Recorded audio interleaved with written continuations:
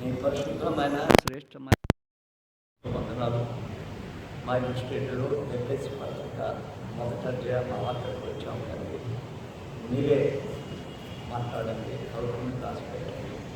మా loan star Telugu Baptist church first సర్వీస్ని ఆశీర్వదించండి. వారి ద్వారా మీ అందరూ కూడా ఆశించాలనిస్తున్నాం. అన్ని దీవించండి. కార్యక్రమంలో మహిమ పొందని చేయన వారిని దీవించండి. క్రీస్తు వేస్తున్నాం. ప్రియమైన బిడ్డలారా, సహోదరులారా, ఈ ఆన్లైన్ ద్వారా ఇస్తున్న ప్రేక్షకులందరికీ కూడా ప్రభువైన యేసుక్రీస్తు నామములో ఈ loan star Telugu Baptist church first service తరఫున మీకు శుభాకాంక్షలు తెలియపరుస్తున్నాను. ఎఫ్ఎస్సి పత్రిక మీరు యువతకి తీసుకోండి. దాదాపు 19 వచనాలు అయిపోయాయి. ఈ సమయంలో 20 నుంచి 26 వరకు దినం ధ్యానం చేస్తాం.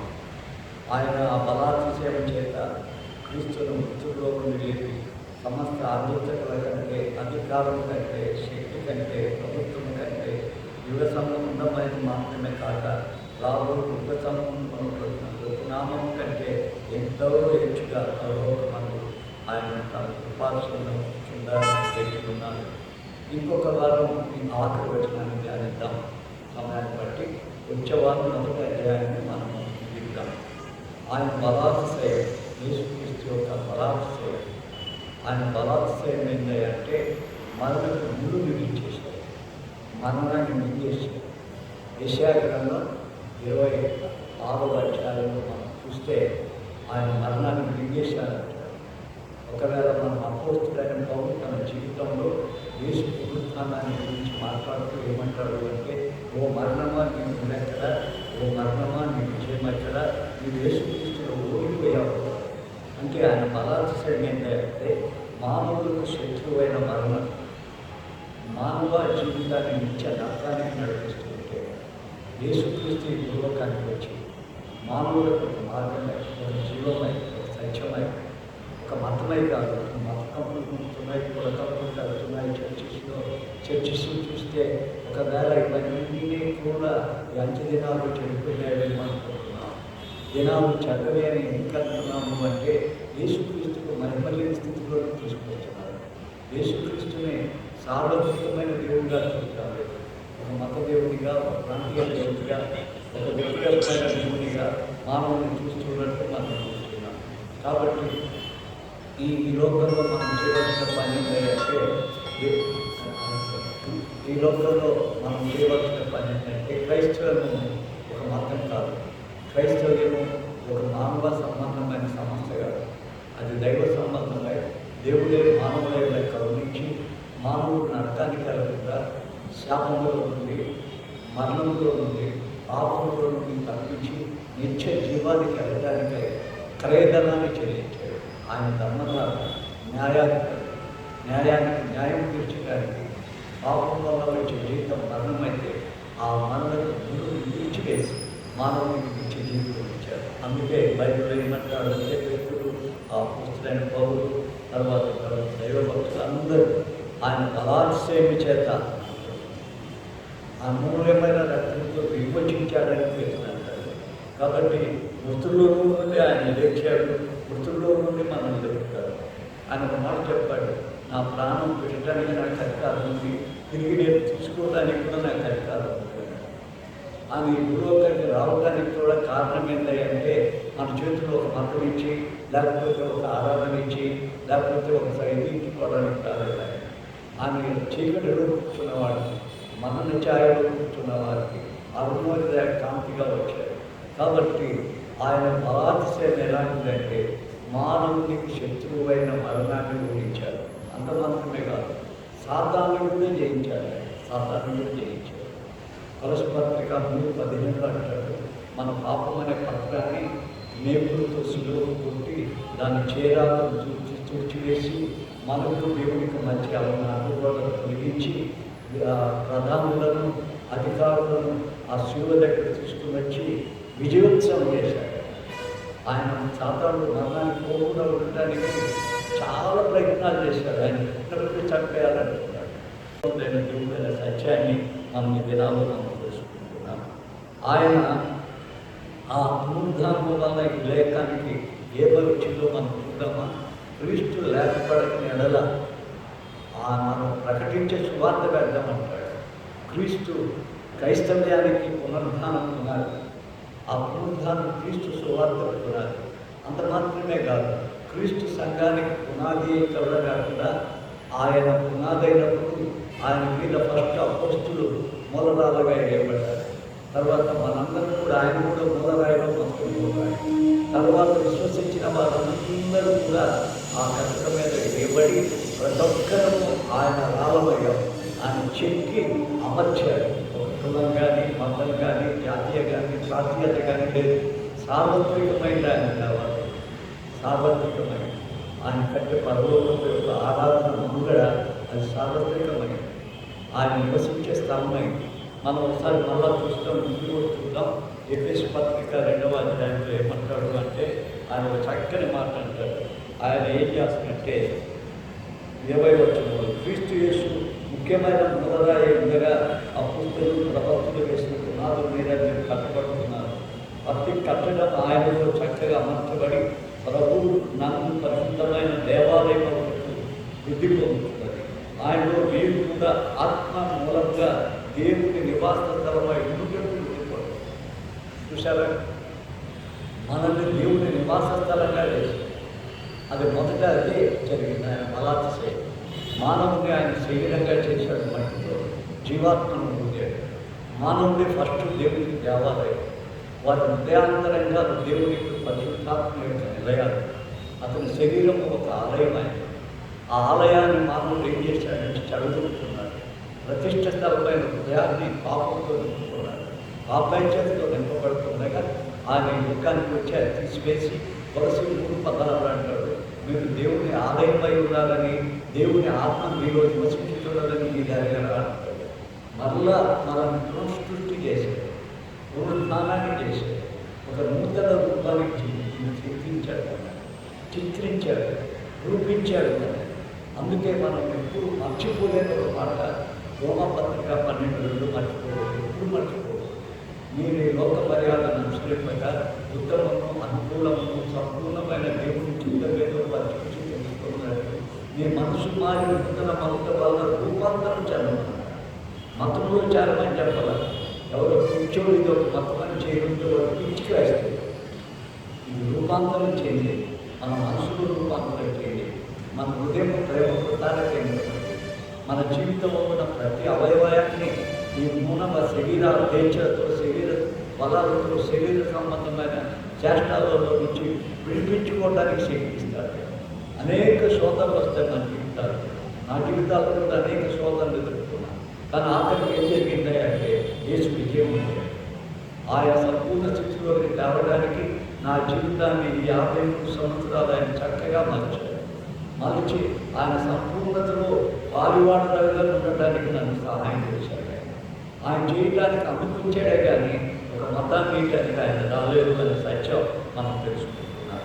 తర్వాత క్రీస్తు ఇంకా ఏం చేయడానికి వచ్చాడు? సమస్త ఆధిక్యతలను బట్టి అంటే డైరెక్ట్లో వచ్చిన సమస్త ఆధిక్యతలు.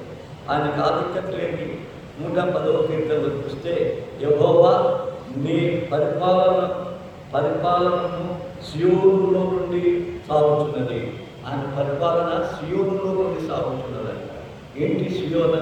సియోను అనగానే మనకి ఏం గుర్తొస్తుంది?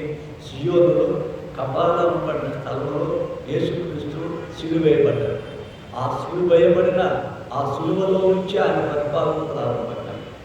ఆ సిలువ ఎలాంటి సిలువ అంటే అది ఆయన మొదటాన్ని ధరింపచేశాడు.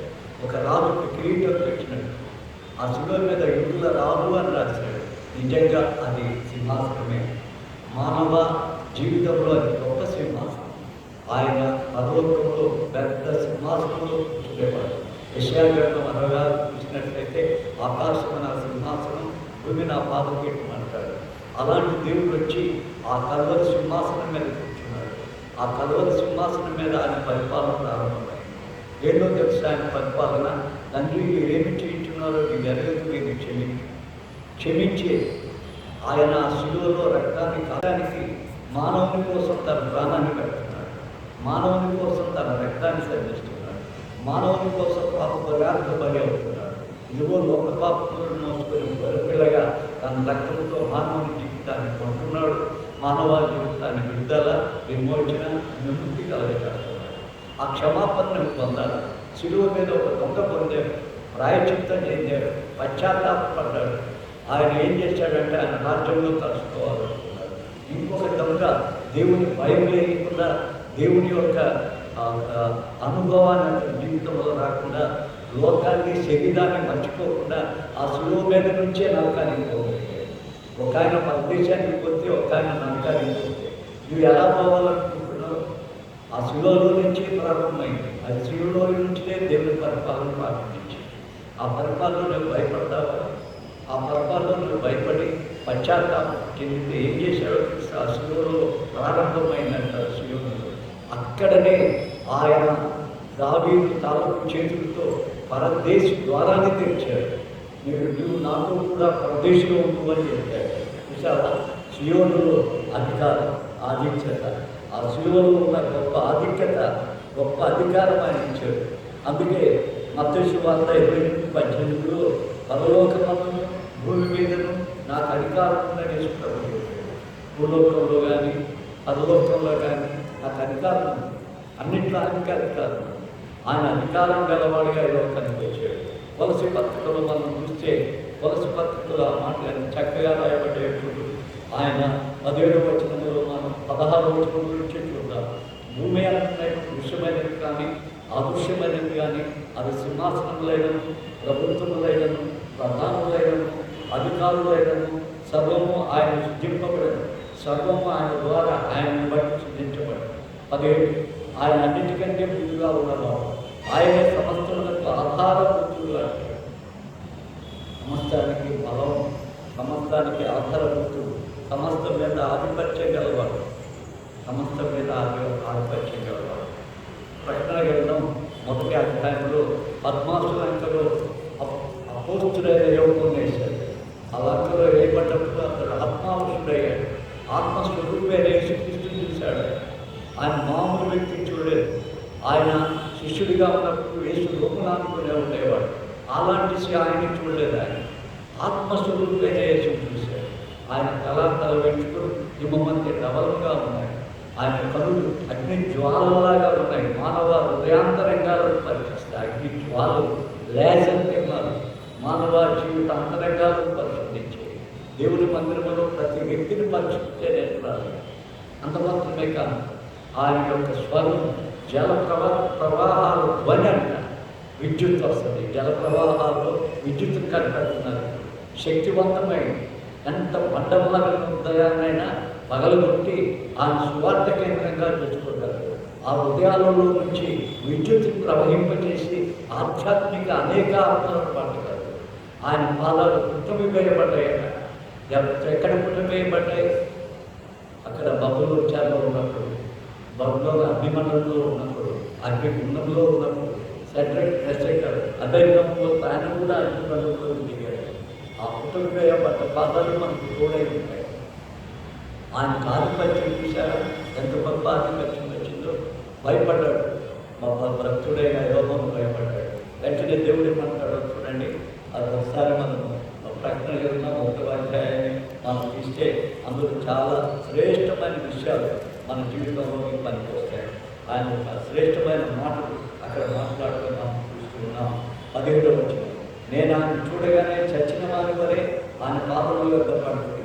ఆయన తన కుర్చీ తిన నా మీద కూర్చుని నా కూర్చొని భయపడుతున్నాను. నేను మొదటివాడను, కడపటివాడను, జీవించువాడను, మృతుడునైతే కానీ ఇవైపు సజీవునై ఉన్నాను. మరి మరణమే ఒకరు పాతాలలో యొక్క తాలూకు చేతులు నా స్వాధీనంలో ఉన్నాయి. పాతాళంలో తీసుకుపోయే వ్యక్తిని కూడా దేవుణ్ణి అడిగి అతను పాతాళంలో తీసుకెళ్ళాలి. చూసారా? లూకా సువార్త 12వ అధ్యాయం 20వ వచనంలో నా ప్రాణమా తిను తాగు సుఖించు అని లోకంతో సుఖిస్తున్న ఒక వ్యక్తి, ఎదువాడైన ఒక వ్యక్తి ప్రాణం పోయేటప్పుడు ఏం చెప్పాడు తెలుసా దేవుడు? వారు నీ ప్రాణాన్ని అడుగుతున్నాను. సాతాను తన యొక్క తన యొక్క ఖైదు తాను అది దేవుడు అడగడం తీసుకోవడానికి వీలేదు. మోసే కూడా ఈ భూలోకంలో యూదా పత్రికలో ఏదో తప్పు చేశాడని ఆ సాతాను దూతలు వచ్చి అతను తీసుకోవడానికి పడుతుంటే మిఖాయేలు వచ్చి కొట్లాడి మిఖాయేలు తీసుకెళ్ళిపోతాడు. సాతాను వాడు నిన్ను జీవింపజేస్తాడు, ఉత్సహింపజేస్తాడు, ఆనందింపజేస్తాడు, లోకంలో తలముందుకలు చేస్తాడు, ఆఖరికి నీ ప్రాణాన్ని నాకు కావాలని అడుగుతాడు. నువ్వు వాడు అయితే నీ ప్రాణం వాడుదైపోతుంది. జాగ్రత్త. ఆయన బలాతిశయం, ఆయన సమస్త మీద అధికారం గలవాడు, మరణం మీద కూడా అధికారం గలవాడు, మరణం ముళ్ళు పిలిచినవాడు అని మనం ఈ సమయంలో గమనించవలసిన వాడు ఉన్నామని దేవుడి వాక్యంలో మనం తెలుసుకుంటున్నాం. అంత మాత్రమే కాదు, ఇంకా కొన్ని విషయాలు మనం గమనిస్తూ ఉంటే ఇంకా చాలా విషయాలు మనం చూస్తున్నాం. ఏంటంటే ఆయనకి ఎలాంటి ఆధిక్యత ఉంటాయంటే ప్రకటన గ్రంథంలో మనం చూసాం. 64 వారాలు ప్రకటన గ్రంథం బోధించారు ఈ మందిరంలో. 64 వారాలు. ఈ మధ్య కొన్ని కొత్త విషయాలు చెప్పడానికి ప్రారంభం చేసి దేవుడి వాక్యాన్ని మరుగు చేస్తున్నారు ప్రకటన గ్రంథంలో. జాగ్రత్త. దేవుడి వాక్యం ముందు ఉన్నట్టు చెప్పాలి. ప్రకటనలో ఏదైనా కలిపి చెప్తే తెగులు అంటాడు. అది భయపడాలి. చాలామంది ప్రకటన గ్రంథం మీరు చెప్పింది ముద్రించమనుకున్నారు, నేను భయపడుతున్నాను ముద్రించారు. ఎందుకంటే అందులో ఏది కలపకూడదు, ఏది తీసివేయకూడదు, ఏది ఆడంబరంగా చెప్పడానికి వీలేదు. ఆ ప్రకటన గ్రంథంలో ఒక తీర్పు సింహాసనం మీద కూర్చుంటాడు. ఆయన తీర్పు తీర్చుతాడు. అంత ఆధిపత్యం గలవాడు.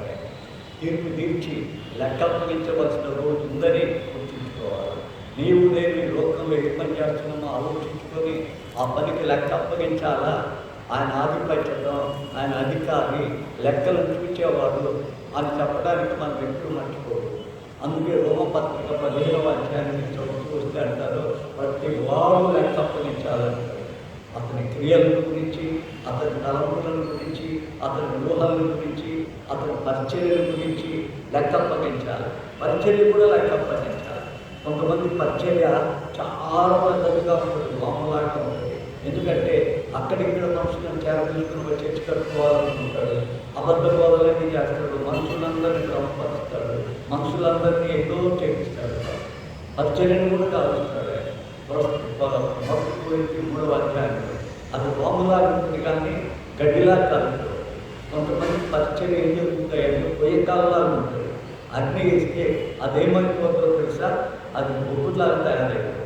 కొంతమంది పరిచర్యలో మనుషులు దొరుకుతారు, ఆత్మలు దొరుకుతాయి, వజ్రాలు దొరుకుతాయి, వజ్రాలను దొరుకుతాయి. కాబట్టి ప్రతిదీ కాల్చబడుతుంది లోకంలో. కాబట్టి బిడ్డలారా జాగ్రత్త. అంత్య దినాల్లో ఆర్థిక వనరుల కోసం పరిగెత్తి సొంతగా మన మీద పెట్టుకొని మన ఇంటికి ఒక సంఘంగా, మనకు ఒక సంఘంగా, మన జీవితానికి ఒక సంఘంగా, అది యేసుక్రీస్తు ప్రభు సంఘం. అది మనమే కాదు, యేసుక్రీస్తు ప్రభు.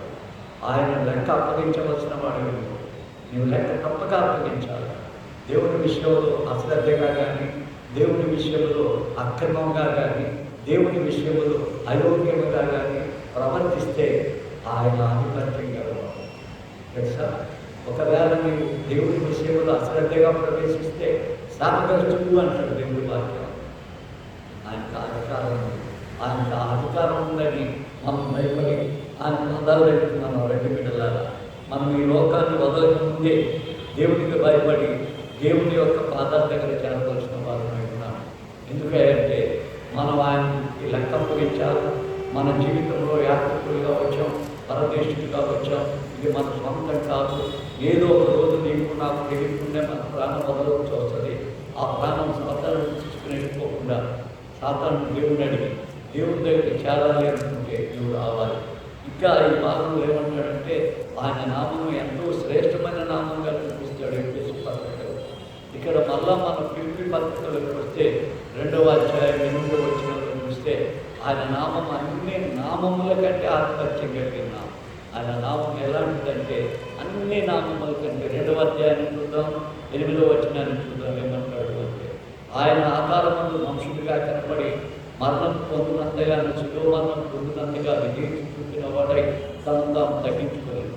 అందుచేత ఈ సమయంలో చాలామంది తగ్గించుకోవడం లేదు.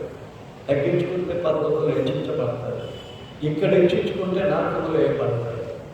ఆయనే మనం తగ్గించుకొని ఇంకా మనం 9వ వచనంలో ఏంటంటే అందుచేత పరలోకమున ఉన్నవారు కానీ భూమి కింద ఉన్నవారు కానీ భూమి కింద ఉన్నవారు కానీ ప్రతి వారి మోకాలు యేసునామములో ఉంటున్నట్టు ప్రతి వారి నాలుగు తండ్రి అయిన దేవుని మహిమార్థమై యేసుక్రీస్తు ప్రభువుని ఒప్పుకున్నట్టు దేవుడు ఆయనకు అధికంగా హెచ్చించాడు. ప్రతి నామములకు పరిణామం ఆయనకు అనుగ్రహించాడు. చూసారా ఆయన ఆధిక్యత అనుకున్నారు. ఆయన నామం యొక్క ఆధిక్యత, ఆయన నామంలో రక్షణ ఉంది. చాలామంది నేను రక్షించాను, ప్రభుదాసు రక్షించాడు, అదంతా అబద్ధాలు చెప్పగాలి, నశించబోయే శుభార్తకు రక్షించగాలి. యేసు రక్షణ దగ్గర ఎవరు అభిషేకించాడు, ఎవరు రక్షించడానికి ఏ మనుషులు చేత కాదు, యాజకత్వం లేదు. తర్వాత మేము బాప్తిస్మం ఇచ్చాం కాబట్టి మా సంఘాలకే రావాలని డబ్బులు వసూలు చేసుకోవడానికి వ్యాపారం కాదు. నీవు ఈ బాప్తిస్మం లేదు, యేసు ప్రభు ఏమని ఇచ్చావు. వారు ఎక్కడికైనా పోవచ్చు, వారిని బంధించి చెప్పలేక చర్చిలో కట్టి వారి విశ్వాసంతో వాక్యం విని పరలోకానికి పోవడం మనకు సంతోషం. కానీ నా చర్చికే వస్తే నాకు సంతోషం కాదు, వాళ్ళు నరకానికి పోతే చాలు, పరలోకానికి పెడితే చాలు. కాబట్టి ఆయన అన్ని నామముల కంటే పరిణామం గలవాడు. ఆయన నామంలో స్వస్థత ఉంది, ఆయన నామంలో బలం ఉంది, ఆయన నామంలో శక్తి ఉంది, ఆయన నామంలోనే బాప్తిస్మం ఉంది, ఆయన నామంలోనే రక్షణ. ఆయన నామంలో స్వస్థత ఉన్నప్పుడు నేను ప్రార్థన చేస్తే స్వస్థత పొందుతానని చెప్పడం చాలా అబద్ధం కూడా. యేసు నామంలోనే స్వస్థత కలుగుతుంది కాబట్టి దాని ఘనత మహిమ మనకు చదవదు. అందరినీ మనం స్వస్థపరచలేదు. మనకు జబ్బు పెట్టుకుని ఇద్దరిని స్వస్థపరుస్తున్నామని చెప్పడం అబద్ధికుల లక్షణం అవుతుంది. అబద్ధం చేస్తున్న అవుతాం, అబద్ధం చేస్తున్న పిల్లలం అవుతాం. కాబట్టి స్వస్థత అనేది యేసు, రక్షణ అనేది యేసు, తర్వాత ఘనత అనేది యేసు, మహిమ అనేది ఆయన, ప్రభావం అనేది ఆయన. మనం అన్నింటిలో తగ్గించబడాలి, ఆయన హెచ్చించబడాలి అనేది మనం తెలుసుకోవాల్సిన వారమై ఉన్నాం. అది మనం ఎప్పుడైనా గుర్తుపెట్టుకోవాలి అని మనం చెప్తున్నాం. అంతేకాదు సమస్తము ఆయన పాదముల క్రింద ఉంచాడు, ఆయన పాదముల క్రింద ఉంచాడు. తెలుసా, దేవుడి పాదాల దగ్గర సమస్తాన్ని తీసుకొచ్చాడు. ఒక సంగతి మనం మర్చిపోలేని సంగతి ఏదో తెలుసా, మానవుడు దేవుడు ఆ విధంగా చేశాడు. మానవుని ఎలా చేశాడంటే ఈ సృష్టి క్లీన్గా చేశాడు. ఆ మానవుని తన జీవాత్మ హృదయ లోపలికి తన బ్లడ్, తన రక్తం, తన మాంసం తాను ఆ మానవుడు. అందుకే 8వ కీర్తనలో అంటాడు, దేవుడి కంటే కొంచెం తక్కువగా చేశాడు, మహిమ ప్రభావాలతో నింపాడు. పైన ఆకాశంలో ఉన్నవి కానీ, భూమి కింద ఉండేది కానీ, భూమి మీద ఉండేది కానీ అవన్నీ వాటి దగ్గర తీసుకొచ్చి వాడి పాపం దగ్గర పెట్టాడు. ఈనాడు మనుషులు సృష్టాన్ని పూజిస్తున్నాడు, మనిషిని ఆరాధిస్తున్నాడు. ప్రతి ఒక్కడు ఎవరో ఒక మనిషి కింగ్ చేసుకుంటున్నాడు, ప్రతి ఒక్కడు ఎవరో ఒక మనిషికి లోబడుతున్నాడు. దేవుడికి లోబడటం కంటే మనుషులకు లోబడటం నేర్చుకుంటున్నాడు. మనుషులు విగ్రహం అవుతున్నాడు. కొంతమంది ధనానికి లోబడి ధనం అనే విగ్రహారాధన చేస్తున్నాడు. బస్సు పత్రిక 3వ అధ్యాయం 5వ వచనం చూశారా. మనల్ని ఆయన ఆధిక్యత ఇచ్చాడు, కాలక్రమికి వచ్చాడు. చూసారా, భూలోకంలో ఉన్న సింహాన్ని కానీ దేని కానీ మానవుడు ఏదైనా ఆడించగలడు, పట్టుకొచ్చి బంధించగలడు, జూలో ఉంచగలడు. అట్టే కాదు, ఆకాశంలో చంద్రమండలం ఉంటాయి, మా భారతదేశాడు అమెరికాలో ఉంటాయి. అంతరిక్షంలో ఎగిరిపోతున్నాడు అంగారకమైన చేపలు. భూలోక సముద్రం లోపలికి పోయిన ఖనిజ సంపదంతా తెచ్చుకుంటున్నాడు. వీటన్నిటి మీద మనుషులు చెప్తాను. ఇప్పుడు ఆయన శరీరధారి, ఆయన అధికారి అయిపోయాడు భూలోకాన్ని. చూసావా, నీవు నేను కూడా యేసుప్రభువు నమ్మితే మనం కూడా ఏలుతామంటే ఈ భూలోకం. 30 ఏళ్ల పరిపాలన ఈ భూలోకానికి వచ్చినప్పుడు ఆయన బిడ్డలు ఎత్తులు ఆయన ఎండు పెట్టుకుని వచ్చి యెరూషలేమును పెద్ద రాజస్థాపన చేసి ఈ ప్రపంచమంతా వెళ్తారు అని 20వ అధ్యాయం ప్రకటన గ్రంథంలో చాలా చక్కగా యెషయా ప్రవక్త, ఇర్మీయా ప్రవక్త ఈ 2000 ఏళ్ల పరిపాలన గురించి చాలా చక్కగా రాశారు. పరమగీతంలో ఒక అధ్యాయం అంతా రాశారు. ఎప్పుడైనా మీకు దొరుకుతారు, చదవండి. చూసారా పిల్లలారా, ఆయన మనకు ఏం చేస్తాడు అంటే ఈ సమస్తాన్ని లోపరిచి తన కాల క్రింద దాన్ని ఉంచుకుంటాడు అని దేవుని వాక్యంలో మనం చూడగలుగుతున్నాం.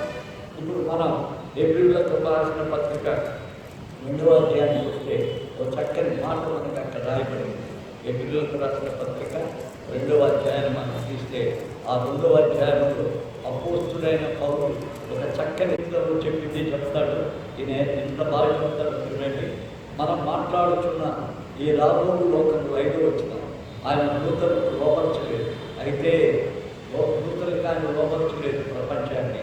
అయితే ఒకడు ఒక చోట ఇలా దూరంగా సాక్షి పెంచుతున్నావు, నీవు మనుషుని జ్ఞాపకం చేసుకున్నట్టు వాడే పాటువాడు, నువ్వు నరపుత్రుని దర్శించుకుంటూ వాడే పాటువాడు, నీవు దేవదూతుల కంటే వారిని కొంచెం తప్పుగా చేశావు, మహిమ ప్రభావంతో వారిని కిరీటముగా ధరింపజేశావు, నీ చేతి పనుల మీద వారికి అధికారం ఇచ్చావు, వారి పాదముల క్రింద సమస్తము ఉంచితివి.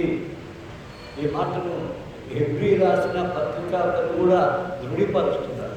సమస్తం మీద అధికారం ఆయన తన మనిషి కుమారుడుగా వచ్చిన ఆయనకు కూడా అధికారం ఉందని మనం చెప్పగలుగుతున్నాం. 3:22 చూస్తే ఆయన పరలోకమందు వెళ్ళి దూతల మీద అధికారం కలిగిన వాడపై ప్రతిదాని మీద కూడా ఆయన దేవుడు కృపాసనం మీద కూర్చుని ఉన్నాడు అనే సత్యాన్ని భక్తులు మనకు బయటపరుస్తున్నారు. ఆయన సమస్తం మీద ఆధిపత్యం ఉన్నదనే సత్యాన్ని మనం మర్చిపోకూడదని దేవుని మార్గంలో మనం చూడగలుగుతున్నాం. కొరింథీ పత్రికలో మనం చూస్తే 15వ అధ్యాయంలో ఇంకొక శ్రేష్టమైన మాట ఇక్కడ రాయబడటం మనం చూస్తున్నాం. 15వ అధ్యాయం మనం తీసి 15వ అధ్యాయంలో 25 నుంచి చూస్తే చాలా మంచి మాటలు మనకు రాయబడుతున్నాయి. ఎప్పుడైనా మనం చదువుతున్నామా? 1 కొరింథీ పత్రిక 15వ అధ్యాయం పునరుద్ధాన అధ్యాయం. యేసుక్రీస్తు పునరుద్ధానాన్ని గురించి రాశాడు. అంత మాత్రమే కాదు, మన పునరుద్ధానాన్ని కూడా గురించి రాశాడు. మనం కూడా యేసుక్రీస్తులో ఉన్నట్లయితే ఏం జరుగుతాయి అంటే నిమిష మాత్రముగా మార్పు చెందుతామంట. మట్టిగా ఎత్తబడ్డ వాళ్ళం మహిమ శరీరంగా ధరించబడతామంట. ఈ భూలోకంలో క్షయమైనదిగా వెత్తబడి అక్షయముగా లేకపోతామంట. అప్పుడు ఎంత పెద్ద మార్పు ఈ మానవ శరీరంలో రాబోతుందో చూడండి. క్షయమైనదిగా వెత్తబడి అక్షయమైన దానిగా లేకపోతామంట. దేవుడు మనకి చేసిన గొప్ప శ్రేష్టమైన పునరుద్ధానం మనకు ఉంది. ఆ సంగతి మనం మర్చిపోకూడదు. 25వ వచనంలో కూడా మన అధికారాన్ని చూస్తాం. ఎందుకనగా తన శత్రువులందరినీ ఆయన తన పాదముల కింద ఉంచుకున్న వరకు ఆయన రాజపత్పాలన చేయుచున్నది. కడపట నశింపజేయబడు శత్రువు మరణం. దేవుడు సమస్తము క్రీస్తు పాదముల కింద లోపరిచి ఉంచాడు. సమస్తము లోపరచబడి ఉన్నదని చెప్పినప్పుడు ఆయన సమస్తమును లోపరిచిన వాడు, తన సమస్తమును లోపరుచున్నదన్న సంగతి విశదమవుతున్నది. మరియు సమస్తము ఆయనకు లోపరచబడినప్పుడు దేవుని స్వరములోను స్వరములు నిమిత్తము కుమారుడు తన సమస్తము లోపరుచుకొని దేవునికి తానే లోబడి. చూసావు, ఆయన మరణము మీద అధికారం కూడా ఇచ్చుకోవాలి. మానవునికి భూమి మీద అధికారం ఇచ్చాడు, కానీ దేవుడైతే మరణం మీద కూడా అధికారం. ఆయన ప్రభువులను నిద్రించిన వారు ఆ క్షయమైన శరీరాన్ని వదిలేస్తారు. అందుకే 2 కొరింథీ 5వ అధ్యాయంలో ఈ గుడారం శిథిలమైన తర్వాత శిథిలముగా మరొక గుడారం ధరించుకుంటాం. అందుకే దేవుని వాక్యంలో ఏం చెప్తుందో తెలుసా? నీవు దేహంతో ఉన్నను దేవుడు లేకపోయినను దేవుని మహిమపరచాలి. ఈ దినాల్లో మనం బ్రతికిన వారు ఏం చేయాలి అంటే ఈ దేహంతో ఉన్నప్పుడే దేవుని మహిమపరచాలి. దేవుడి మహిమ ఘనత ప్రభావాలు మన జీవితంలో మన దేహంలో పొందాలి. మనుషులు మనల్ని మంచోళ్ళను చూసి చెడ్డలను నిందలను అనేక కష్టాలు ఇబ్బందులు కలిగేయచ్చు. వారు మంచివారు కానప్పుడు మనల్ని కూడా మంచివారు కాదని చెప్పడానికి ఏమాత్రం సమస్య.